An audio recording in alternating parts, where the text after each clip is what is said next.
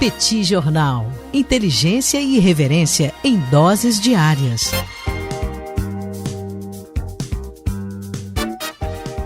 Olá, caríssimos ouvintes do Petit Jornal, caríssimos apoiadores do Petit Jornal. Estamos aqui hoje para mais uma coluna de política internacional para falar sobre mais um capítulo da estranha, curiosa relação entre o governo dos Estados Unidos, liderado por Donald Trump, e a Rússia. Isso vem nessa semana, sobretudo porque no domingo o New York Times publicou uma reportagem que diz que, segundo fontes da inteligência americana, a Rússia estaria dando recompensa para integrantes do Talibã que assassinassem soldados dos Estados Unidos e da Organização do Tratado do Atlântico Norte, a OTAN. A reação imediata do presidente pelo Twitter foi dizer que nunca foi informado por qualquer órgão da inteligência americana acerca dessa prática. Os órgãos de inteligência americanos, por sua vez, defendem dizendo que alertaram ao governo americano a partir do mês de janeiro e que já em março essa informação teria chegado no alto escalão do governo norte-americano. Isso tem levado, naturalmente, a um questionamento muito intenso na capital norte-americana acerca de como lidar com a situação. É importante levarmos em consideração que o presidente dos Estados Unidos, Donald Trump, é visto de forma bastante hesitante ao lidar com a Rússia, enquanto a comunidade de inteligência americana entende que a Rússia é sim um inimigo estrutural dos Estados Unidos, algo que é compartilhado, aliás, inclusive por pessoas do alto escalão do governo americano, como o secretário de Estado Mike Pompeo, que sempre insistiu para que o presidente norte-americano tivesse uma postura mais dura com relação a Vladimir Putin. Mas Trump, ao longo desse primeiro mandato, deu várias demonstrações de que preferia uma postura de maior acomodação com a Rússia. Uma das primeiras crises, aliás, do governo de Donald Trump, ainda no ano de 2017, se deu exatamente por toda aquela investigação envolvendo um suposto conluio entre a equipe de campanha do candidato eleito Donald Trump junto a russos.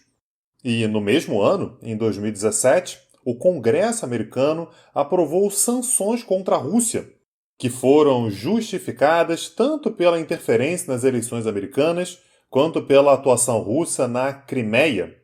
E, muito embora Donald Trump tenha assinado as sanções, ele criticou o movimento feito pelo Congresso americano, afirmando que isso deveria ser resolvido de forma mais diplomática entre os dois países, o que não foi muito bem visto, sobretudo pela comunidade de inteligência americana, que, como eu já disse, enxerga na Rússia um inimigo, um rival, uma ameaça para os Estados Unidos.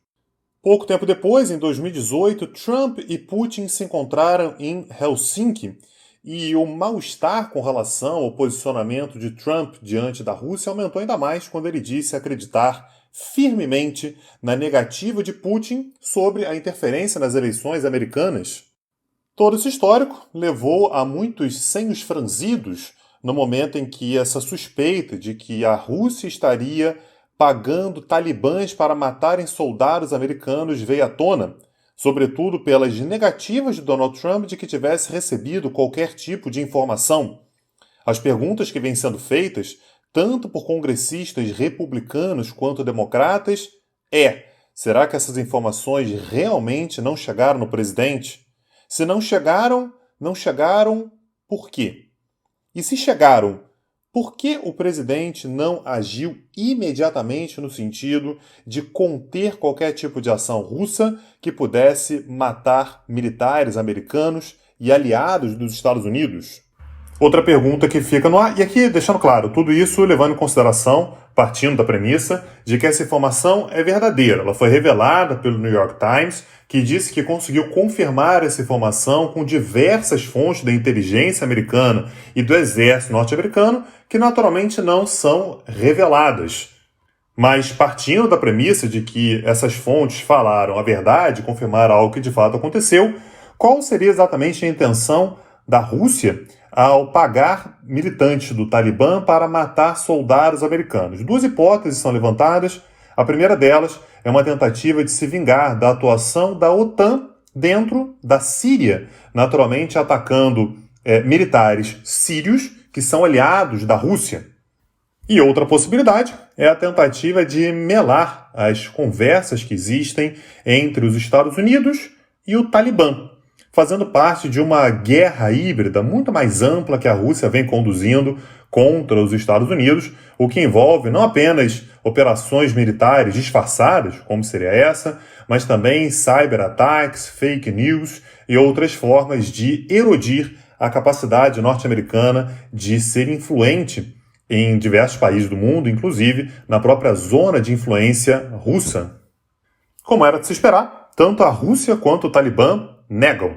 A resposta do Talibã chegou a ser um pouco cômica e disse que sempre quis matar militares americanos sem receber nada em troca, mas desde que as conversas começaram entre os Estados Unidos e o Talibã, não houve mais ataques diretos a militares americanos.